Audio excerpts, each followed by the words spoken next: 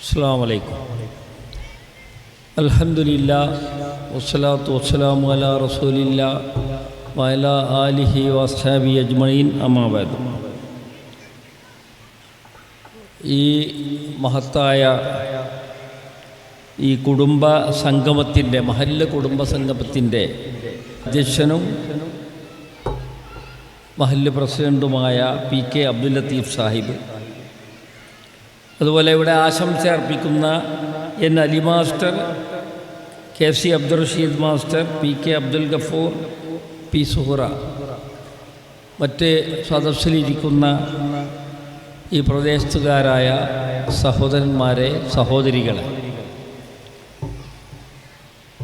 വളരെ അനുഗ്രഹീതരായ ഒരു ജനവിഭാഗമാണ് നിങ്ങൾ. പ്രത്യേകിച്ച് യോദായി ചാത്തല്ലൂർ ഭാഗത്തുള്ള ആൾക്കാർ. കാരണം 100% ഇസ്ലാഹ് ആദർശം സ്വീകരിച്ചിട്ടുള്ള ആൾക്കാരാണ് ഒദായിലും അതുപോലെ ചാത്തല്ലൂരുമുള്ളതെന്ന് ഞാൻ മനസ്സിലാക്കുന്നു. നിങ്ങളുടെ ഈ ജമിയത്തുൽ മുസ്ലിഹീൻ സംഘം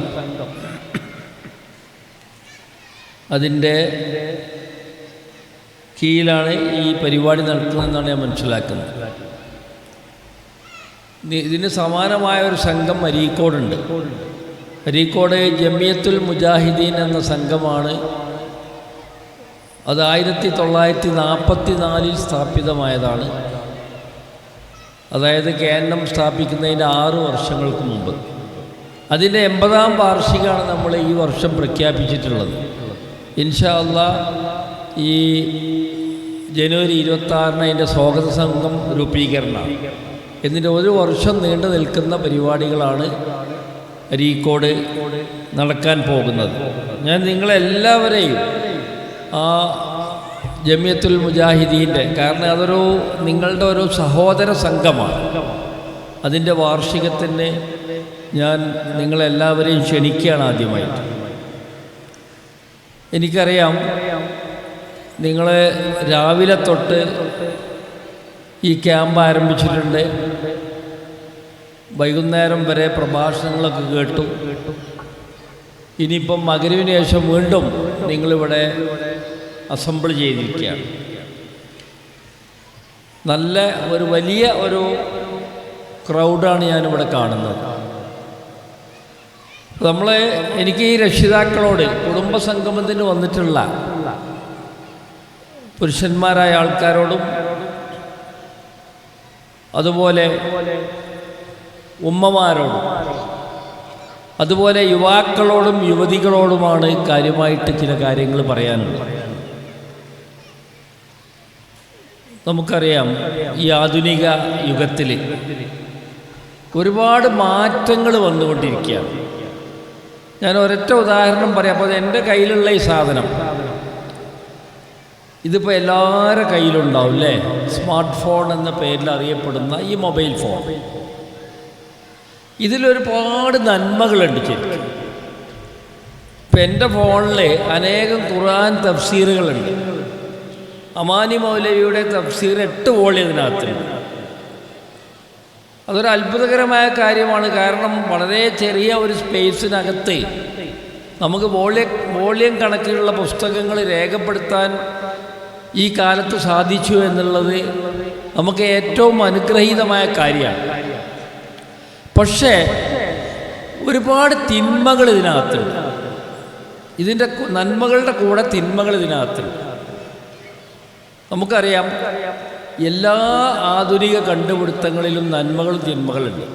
ഇപ്പോൾ നമ്മളിവിടെ ഈ കത്തിക്കൊണ്ടിരിക്കുന്ന ഇലക്ട്രിക് ബൾബ്, ആ ബൾബ് ഇലക്ട്രിസിറ്റി എന്ന് പറഞ്ഞ സാധനം, അത് നമുക്ക് വെളിച്ചം തരുന്നു, കാറ്റ് തരുന്നു, എയർ കണ്ടീഷൻ ചെയ്യുന്നു, ഇതൊക്കെ ചെയ്യുന്നുണ്ട്.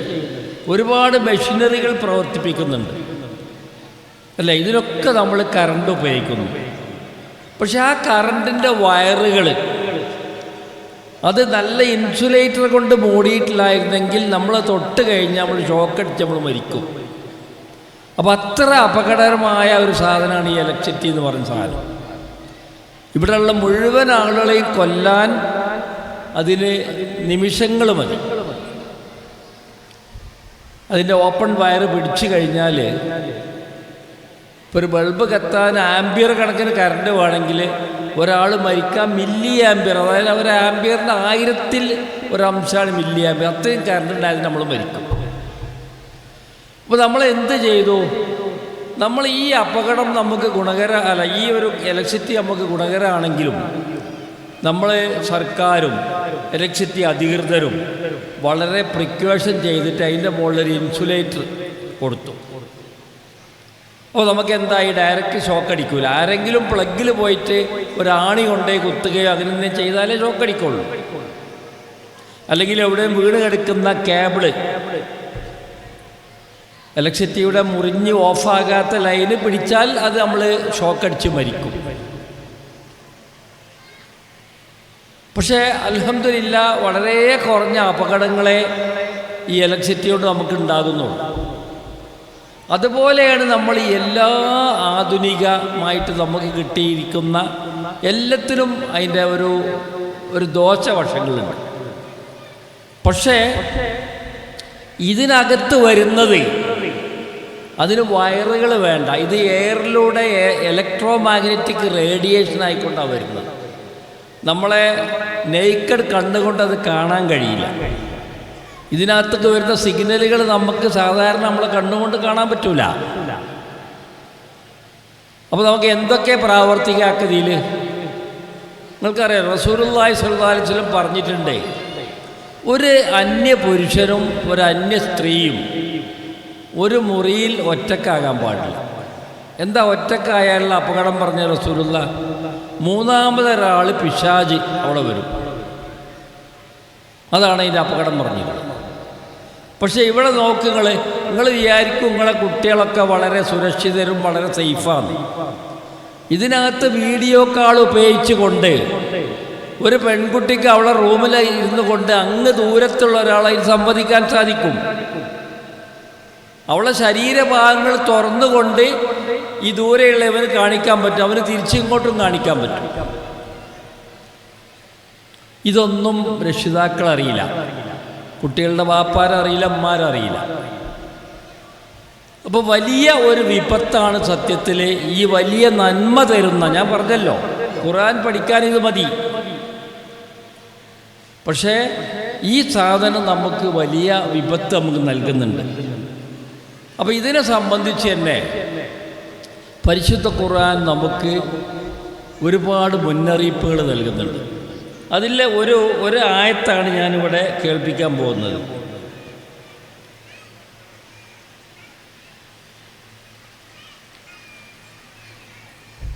സൂറത്ത് മായിദ 5-ാമത്തെ അധ്യായം നിങ്ങളെല്ലാവരും കേട്ടിട്ടുണ്ടാവും.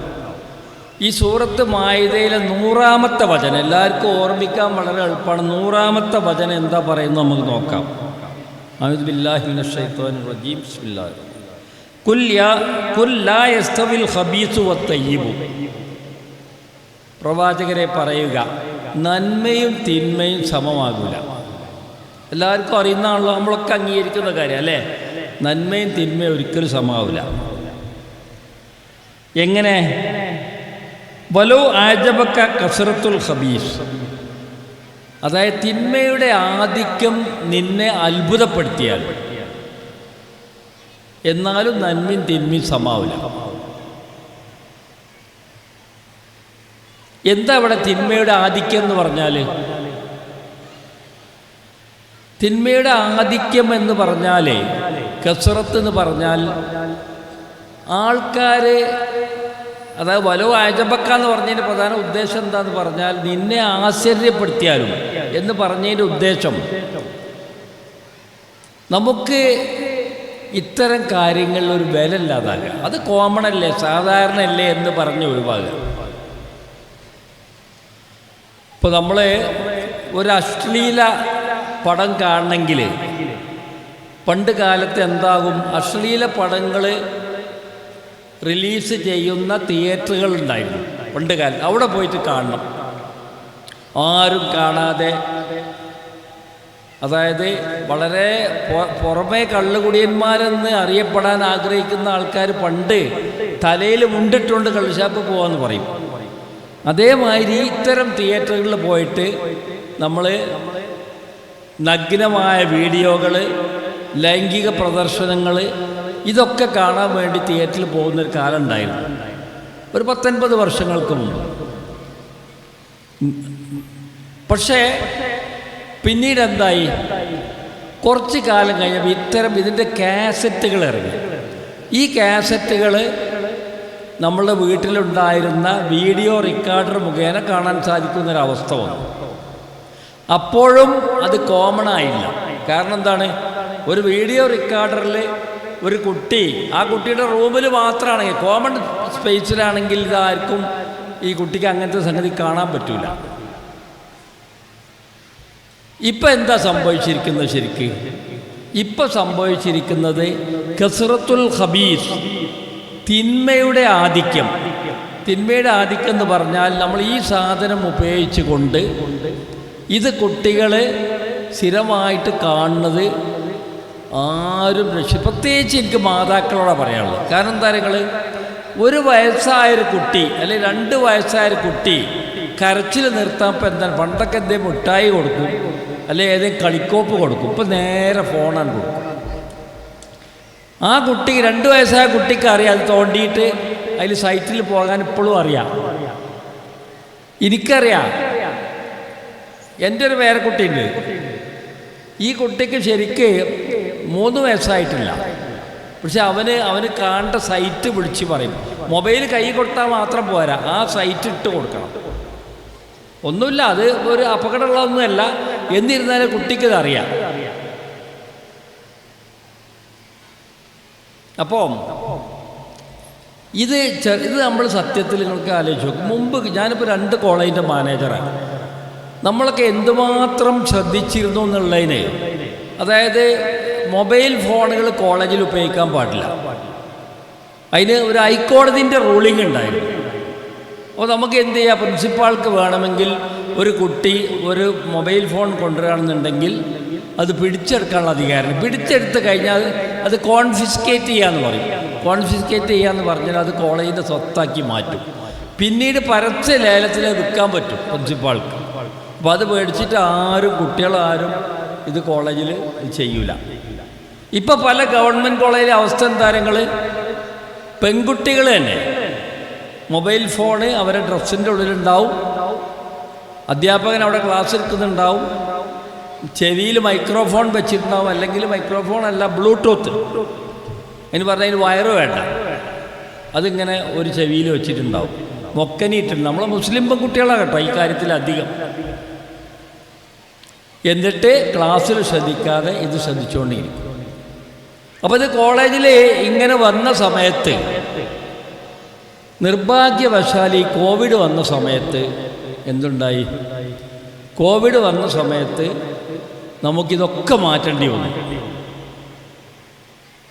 കാരണം എന്താണ്, ക്ലാസ്സുകളില്ല, കുട്ടിക്ക് കോളേജിലേക്ക് വരാൻ പാടില്ല. അപ്പോൾ ഓൺലൈനായി ക്ലാസ്സുകൾ. അപ്പോൾ എന്ത് ചെയ്ത് നമ്മൾ തന്നെ കുട്ടിക്ക് ഇത് വാങ്ങിക്കൊടുക്കാൻ തുടങ്ങി. പാവപ്പെട്ട കുട്ടിക്ക് വലിയൊരു ഫംഗ്ഷനൊക്കെ വെച്ചുകൊണ്ട് സ്മാർട്ട് ഫോൺ സമ്മാനമായിട്ട് കൊടുക്കൽ തുടങ്ങി, നമ്മൾ തന്നെ തുടങ്ങി. ആ കൊടുത്ത ഫോൺ ഈ കോവിഡ് മാറി ഓൺലൈൻ ക്ലാസ് മാറിയിട്ടും അത് നമുക്ക് ഇപ്പോഴും തിരിച്ചു വാങ്ങാൻ പറ്റിയില്ല.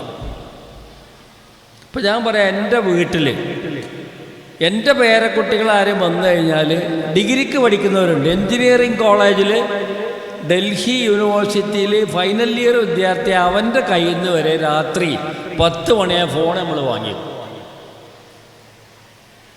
ഫോണ് നമ്മളെ കസ്റ്റഡിയിലായിരിക്കും നേരം വെളുക്കുന്നവരെ. അങ്ങനെയൊക്കെ നിങ്ങൾക്ക് ചെയ്യാൻ പറ്റുമോ? അങ്ങനെ ചെയ്താലേ ഈ സമൂഹത്തെ രക്ഷപ്പെടുത്താൻ പറ്റുള്ളൂ. ഞാനിത് പറയാനുള്ള കാരണം, ഞാനൊരു ഇലക്ട്രോണിക് എൻജിനീയറാണ്. അപ്പോൾ എനിക്കിതിൻ്റെ ഡെവലപ്മെൻറ്റിനെ പറ്റി നന്നായിട്ട് അറിയാം. ഇനി ഇതൊരു പാട് അഡ്വാൻസ് ചെയ്യാണ്ട്. ഒരു 10 വർഷം കഴിഞ്ഞാൽ എന്താണ് ഇതിൻ്റെ രൂപം നമുക്ക് പറയാൻ പറ്റില്ല. പലരും പ്രെഡിക്റ്റ് ചെയ്യുന്നത് അതിൻ്റെ ഡയൽ ശരിക്കും നമ്മൾ കയ്യിൻ്റെ ഉള്ളനടിയിലായിരിക്കും. ഫോണ് ഒരു ചിപ്പായിട്ട് ശരീരത്തിൽ എവിടെയും പിടിപ്പിച്ചിട്ടുണ്ടാകും, ഫോണിൻ്റെ ആവശ്യമില്ല. എന്നിട്ട് നമ്മൾ കൈ ഇങ്ങനെ പിടിച്ചാൽ നമുക്കിത് കാണാൻ പറ്റും. ആർക്കത് പരിശോധിക്കാൻ പറ്റുക? ഏത് അധ്യാപകനാണ് ഇവൻ്റെ കയ്യിൽ മൊബൈൽ ഫോൺ ഉണ്ടോ നോക്കാൻ പറ്റുക?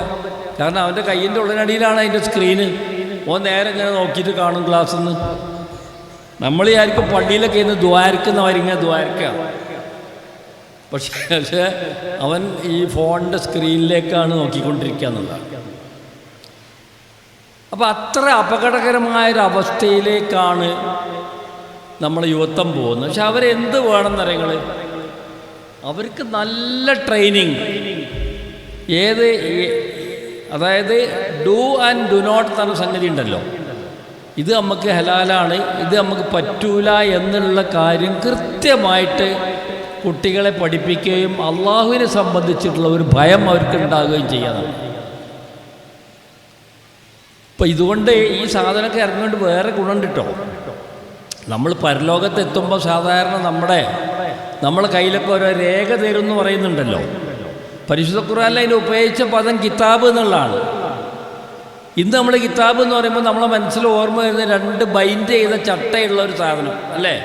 അങ്ങനെ ഒരു സാധനം റസൂലുള്ളാഹിന്റെ കാലത്തില്ല, സഹാബത്തിൻ്റെ കാലത്തില്ല. അന്ന് പേപ്പർ കണ്ടുപിടിച്ച് ചൈനയിലാണ്.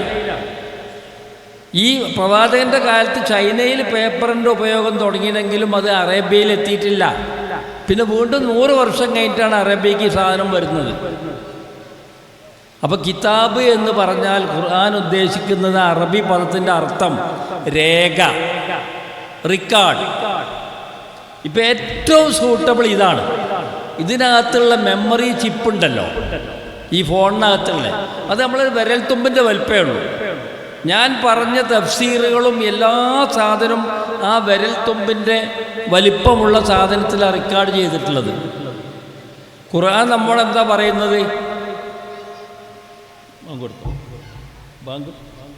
പരിശുദ്ധ ഖുർആൻ എന്താ നമ്മളോട് പറയുന്നത്?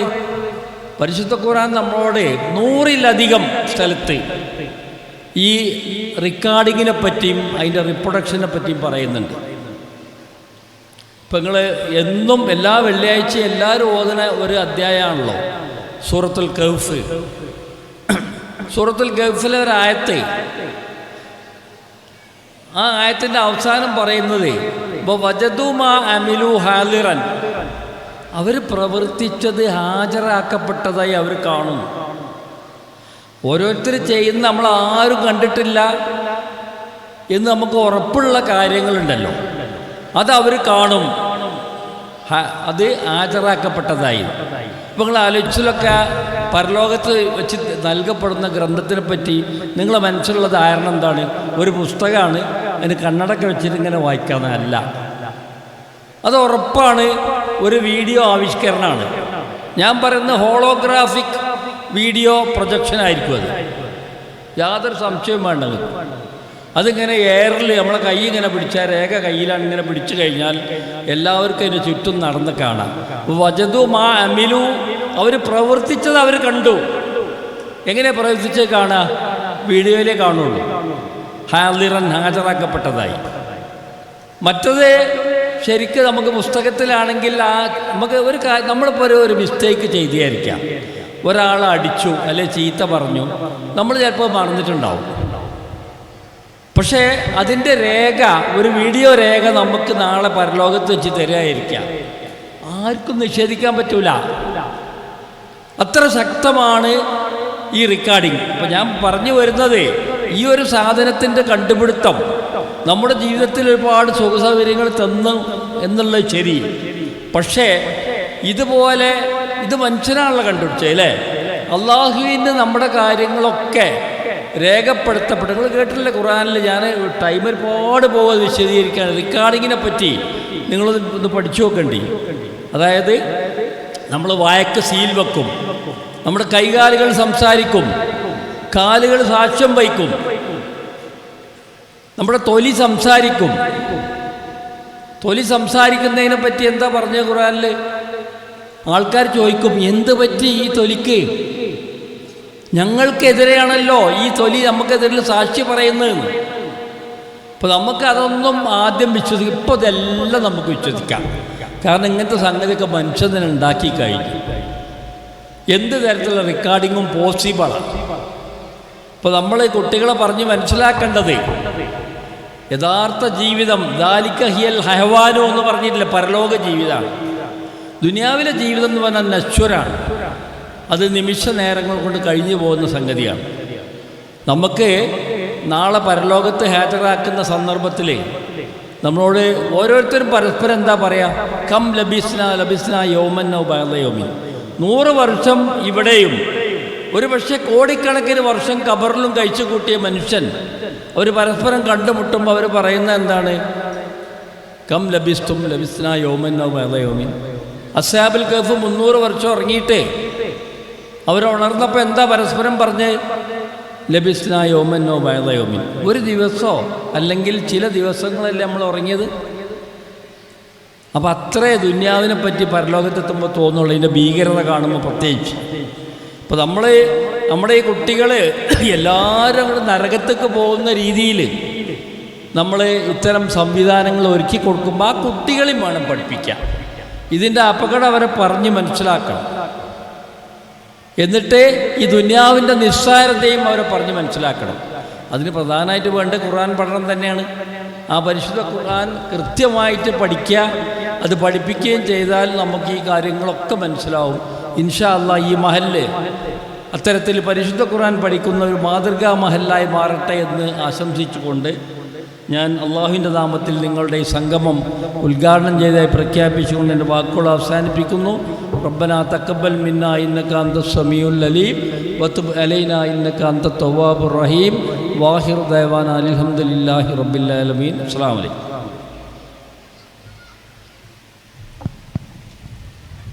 സമാപന സമ്മേളനത്തിന് ചുരുങ്ങിയ വാക്കുകളിൽ ആശംസയർപ്പിച്ചുകൊണ്ട് പതായി മണ്ഡലം KNM president N Ali master അവറുകളെ ആദരപൂർവ്വം ക്ഷണിക്കുന്നു.